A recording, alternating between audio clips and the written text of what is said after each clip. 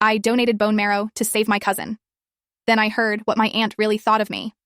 I was on the coffee shop floor when I realized I might actually die this time. The tiles felt ice cold against my cheek, but my body was burning at 39.4 degrees. Customers stepped back, someone's latte splashing near my hand. I couldn't stop shaking. James, my manager, was already on his knees beside me, phone pressed to his ear. She's been sick for weeks, he told the operator. No, worse today.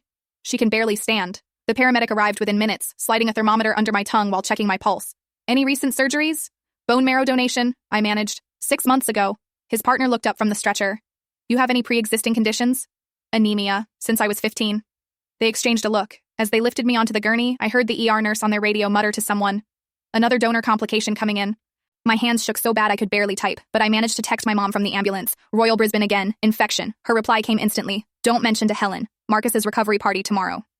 24 hours later, I was sitting at that party with a 38.8-degree fever, wearing a mask because my immune system was shot to hell. I could barely hold my chopsticks. Every time I lifted them, my hand trembled. Aunt Helen stood at the head of the table, raising her wine glass toward Marcus. 6 months cancer-free, my brave boy beat the odds. Everyone clapped.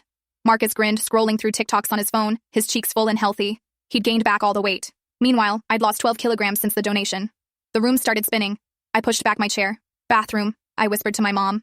Blood hit the white sink before I even bent forward.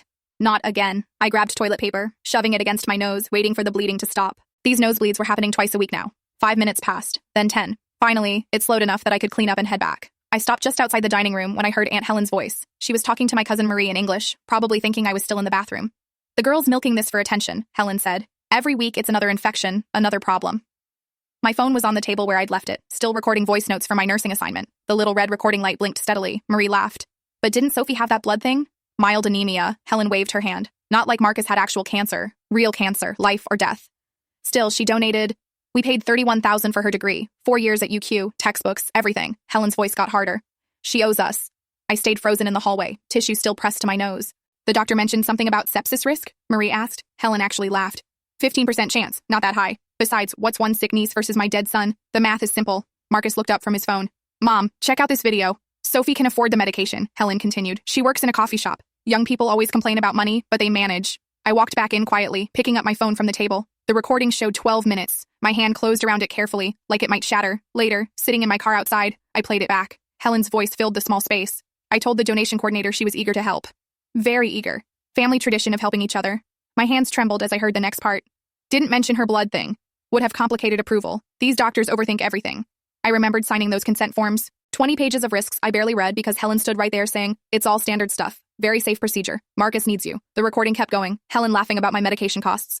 $127 a month. She spends more on coffee. I checked my bank balance. $287. Medication refill tomorrow, $127. Rent due in 5 days, $195. The flashbacks hit hard. 3 months of pressure before I agreed. Daily photos of Marcus dying in his hospital bed, mom crying in our kitchen. Helen sponsored our visa in '98. We'd still be in Guangzhou without her. Dad adding, she owns the building our restaurant leases. Everything we have. Helen's voice crackled through my phone speaker one more time. She works, she's young, she'll be fine.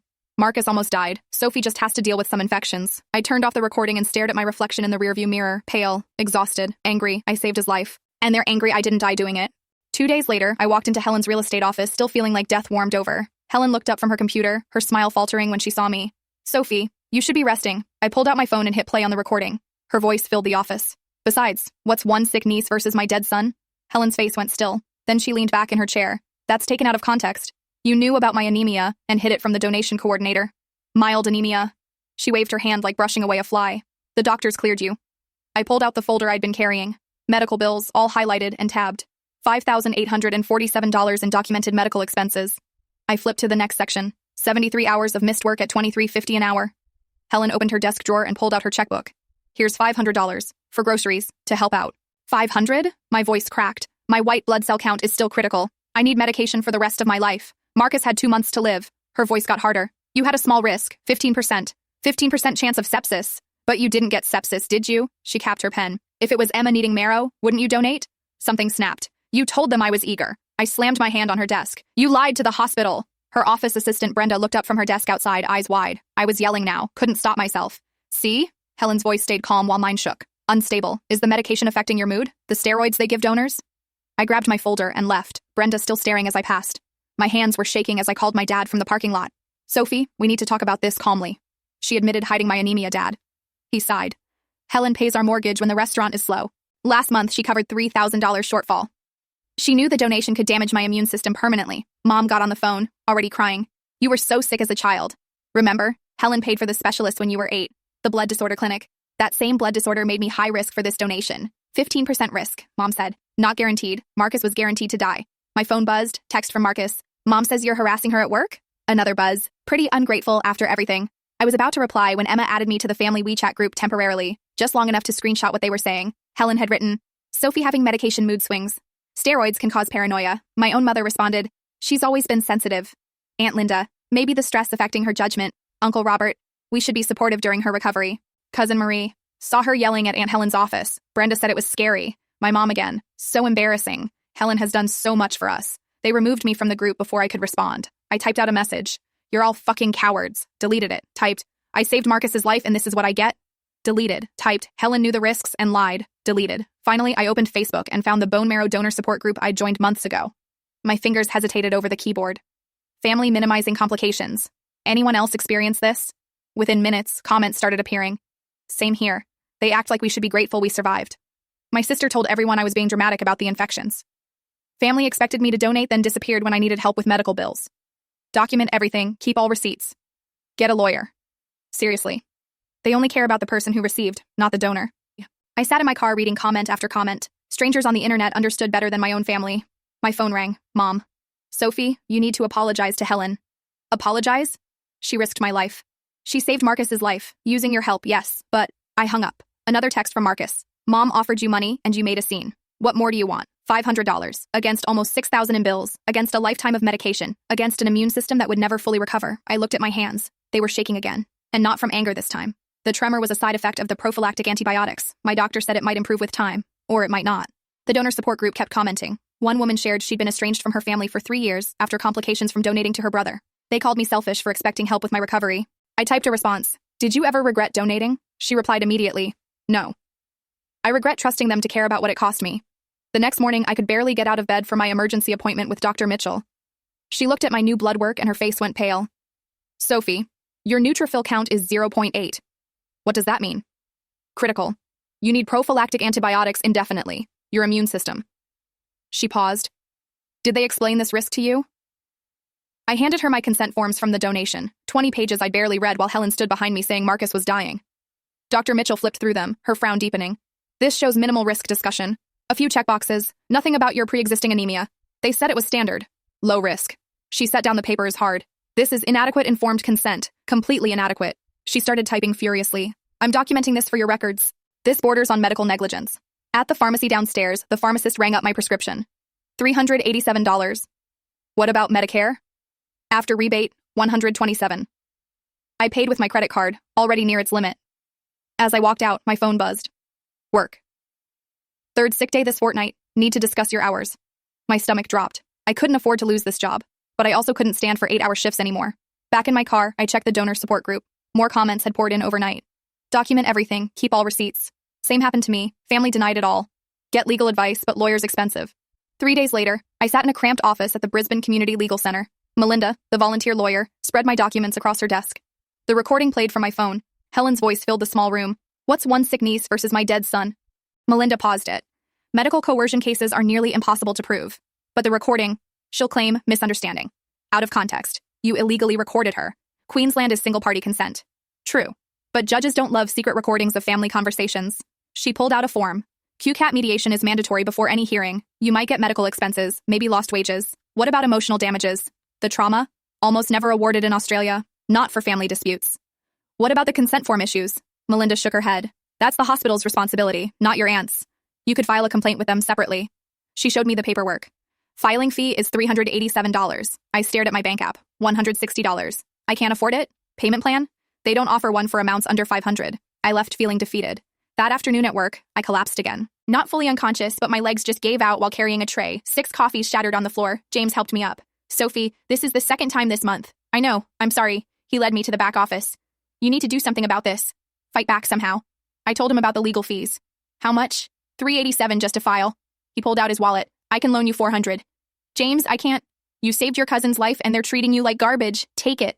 That night, a notification popped up on my phone. Someone from the donor group had sent $50 through PayPal. The message read, for copying documents. Get them. I sat on my bathroom floor and cried. Strangers cared more than my own family. The next morning, I went back to Melinda with the filing fee. You sure about this? She asked. Once we file, your family relationships? What relationships? They've already chosen Helen's money over my health. She nodded and started preparing the application. We'll ask for $5,847 in medical expenses, $1,680 for lost wages, total $7,527. That's it? That's what we can prove with receipts. Everything else is speculation. As she typed, she said, your aunt will likely offer a settlement with an NDA, non-disclosure agreement. She won't want this public. I'm not signing anything that silences me. Then prepare for war. She has money for good lawyers. I have the truth. Melinda looked at me over her glasses. In family court, sometimes the truth isn't enough. We filed the papers that afternoon. By evening, my phone was exploding. Mom called 15 times. Dad texted, what have you done? Marcus sent a single message. You're really suing my mom? After she saved your whole family? Helen's text was shortest. We need to talk. I didn't respond to any of them. Instead, I posted in the support group, filed today, scared but ready. The woman who'd been estranged from her family for 3 years commented immediately, proud of you. Remember why you're doing this. I looked at my arms, new bruises from the low platelets, my hands shaking from medication, my bank balance in the negative after the filing fee. This was why. The mediation was scheduled for 2 weeks later at QCAT's Brisbane office. The fluorescent lights hurt my eyes. Helen sat across from me with a lawyer in a $1,000 suit. I had my stack of community legal center notes and nobody beside me. The mediator, a tired-looking woman named Patricia, opened with, let's find common ground. Helen's lawyer slid a paper across the table. My client is prepared to offer $2,000 as a goodwill payment. No admission of wrongdoing. There was an NDA attached. 3 pages of legal language that basically meant I could never speak about this again. I pushed my receipts across instead. $5,847 in medical expenses, $1,680 in lost wages. My client denies any wrongdoing, the lawyer said. The recording lacks context. I pulled out my phone and played the full 12 minutes. Helen's voice filled the room. What's one sick niece versus my dead son? Helen's face went red. That was a private conversation, illegally recorded. Patricia looked at me. How was this obtained? I was recording voice notes from my nursing assignment. The phone kept recording when I went to the bathroom. Queensland has single-party consent laws, I added. I was legally present at the dinner. Helen stood up, her chair scraping. She volunteered. Ask anyone, nobody forced her. After 3 months of daily pressure. We only showed her Marcus's photos. Helen's voice cracked. We didn't. Not like we forced her physically. Her lawyer touched her arm. Helen sat down. Patricia sighed. I don't think we're finding common ground today. This will proceed to a hearing. Outside, my mother was waiting by the elevator. Helen's reviewing our restaurant lease, she said immediately. It expires next month. Mom? Please reconsider, please. I started coughing. Something warm and metallic filled my mouth. Blood. Mom's face went white. Sophie? I need to go to the hospital. I grabbed the wall. Now. 3 days after my ER visit, Emma texted me. Marcus's younger sister never reached out. We'd barely talked since the donation. Can we meet? Neutral location. I picked a coffee shop neither of our families went to. She was already there when I arrived, nervously shredding a napkin. I felt guilty for months, she started before I even sat down. She pulled out her phone, hands shaking. I don't have much. I deleted most of it because I felt guilty keeping them, but these 3. She showed me her screen. Screenshots of text messages. Helen to Emma. Don't mention Sophie's anemia at the hospital. Emma to Helen. Isn't that important? Helen. Doctors are too cautious. Marcus is dying. I stared at the timestamps. These were from the week before my donation. Mom's controlled everyone with money for years, Emma said, not meeting my eyes. She paid for my uni too, my apartment deposit, everything. Will you testify? Her face crumpled. I can't lose my family. I'm sorry. I'm so sorry. But the texts. I'll send them to you. That's all I can do. She was already standing. Mom doesn't know I'm here. If she found out. She transferred the screenshots to my phone. 3 messages. Not a smoking gun, but proof Helen knew about my anemia and deliberately hid it. She's my mom, Emma whispered, but what she did to you was wrong. It was more than wrong. Emma nodded, tears running down her face. I know. I'm sorry I'm such a coward. She left before I could respond. I sat there staring at the screenshots, 3 text messages that proved Helen knew exactly what she was doing. My phone buzzed, the donor support group. How did mediation go? I typed back. Failed. Going to hearing, but I just got evidence she knew about my condition and hid it. Responses flooded in. That's huge. Save multiple copies. Email them to yourself. Back them up everywhere. One woman wrote, my family turned on me too when I sought compensation. The guilty ones always act like victims. Another added, the fact that Emma gave you anything means she knows it was wrong. That's something. I forwarded the screenshots to Melinda, my community lawyer. Her response was instant. This changes things. Not everything, but it helps. That night, I counted my pills. 47 left. Enough for 2 weeks if I stretched them. The refill would cost another $127 I didn't have. Marcus posted on Instagram that night. A photo from some bar, beer in hand, laughing with friends, full health, full life. The caption, living my best life. Grateful every day. Not grateful enough to help with my medical bills, apparently. Not grateful enough to acknowledge what his survival cost me. I commented, glad you're healthy. He deleted my comment within minutes. Emma texted me privately, I'm sorry. For everything. I didn't reply. Sorry didn't pay for medication. Sorry didn't fix my immune system. Sorry didn't give me my life back. A week after Emma gave me those texts, Helen showed up at my apartment unannounced. My roommates scattered to their rooms like roaches when you turn on the light. Helen stood in our tiny living room, designer purse on her arm, looking at the water stains on our ceiling. She pulled out a bank check. $8,500. Sign this release and it's yours. She placed a 3-page legal document on our coffee table. I glanced at it while starting a voice recording on my phone, placing it casually on the arm of the couch. The document was full of legal language, but the gist was clear. I could never speak about the donation, the complications, or Helen's involvement. Ever. This covers your expenses plus extra. I need medication for life. That's what Medicare is for. She tapped the check. This is more than generous. My phone buzzed. Marcus. Mom's there. Just take it. Another text. You're walking around fine now. My hand started trembling as I typed back. Not from anger. From the medication side effects, Helen noticed. See? You're being dramatic. Everyone has health issues. She sat down uninvited. I have high blood pressure. You don't see me suing family. I rolled up my sleeve. Purple bruises covered my forearm from where I'd barely bumped the counter yesterday. Low platelets meant I bruised if someone breathed on me too hard. You hid my anemia from the donation coordinators. Prove it. I almost pulled out my phone to show Emma's texts, but stopped. That was for court. Just take the money, Sophie. Be smart. I looked at the check. $8,500 would cover my medical debt and give me breathing room, but it wouldn't give me back my health. Wouldn't fix my immune system. Wouldn't change that I'd been lied to. No. Helen's face went cold. Your parents' restaurant lease expires next month. What? I might not renew. The market's changing. Lots of new tenants interested. She stood, leaving the check on the table. The offer expires when I walk out that door. I didn't move, didn't touch the check. She paused at the door. Your whole family will suffer for your pride. After she left, I photographed the check and the document. Evidence. 3 months later, I sat in a Q-Cat hearing room that smelled like old carpet and disappointment. Helen had her expensive lawyer. I had a stack of community legal center notes and nobody beside me. The adjudicator, a stern man named Mr. Peterson, reviewed my evidence methodically. I presented everything. Receipts totaling $5,847 in medical expenses, pay stubs and shift schedules showing $1,680 in lost wages, the recording, Emma's texts, the timeline of pressure. Helen's lawyer stood. This is a family dispute, not a legal matter. My client's generosity toward the Chen family is well documented. $31,000 in education costs, sponsoring their immigration, multiple loans for their business. None of that obligates me to risk my life, I said. You volunteered freely, Helen said, speaking directly to me for the first time. Nobody forced you. I played the recording again. Her voice filled the room. What's one sick niece versus my dead son? Mr. Peterson looked at Helen. This recording is concerning. Private conversation, misinterpreted. He spent 20 minutes reviewing everything. The consent forms, the medical records showing my anemia, Emma's text proving Helen knew about my condition. While emotional distress is evident, he finally said, compensation is limited to proven damages under Queensland law. He wrote on his form, $5,847 in medical expenses, $1,680 in lost wages, total award, $7,527. That's it? My voice cracked. Emotional distress damages are not proven to the legal standard required. Helen wrote the check right there, her hand shaking with anger, not illness. She slammed it on the table in front of me. Happy now? I took the check. It would barely cover what I'd already spent. Nothing for future medication. Nothing for the career I'd lost. Nothing for the life she'd stolen. Outside the building, my mom was waiting. She didn't renew our lease. My stomach dropped. What? We have 60 days to relocate. 20 years in that location. Gone. Mom, I'm sorry. I didn't think. She started walking away. You won. Was it worth it? Mom, please. She stopped but didn't turn around. Your father's been having chest pain since this started. The stress of finding a new location might kill him. That's not fair. Neither is losing our business because you couldn't just let things go. She left me standing there, holding a check for $7,527, the exact price apparently of my family. I deposited the check that afternoon. The bank teller asked if I wanted to put any in savings. I laughed. Actually laughed. Savings. With a lifetime of medication ahead and no family support left. Just checking, I said. That same week, I started a TikTok account called @DonnorTruth. My first video was just me holding up medical receipts with my face out of frame. Hidden costs of family medical pressure. 6 months after donating bone marrow, I showed each receipt. 500 here, 300 there. The pile kept growing. 847 views the first week. One comment stood out. This happened to me too. Sister needed kidney. Family won't talk to me now. My second video included a snippet of Helen's recording. Heavily edited, voices distorted, but the message clear.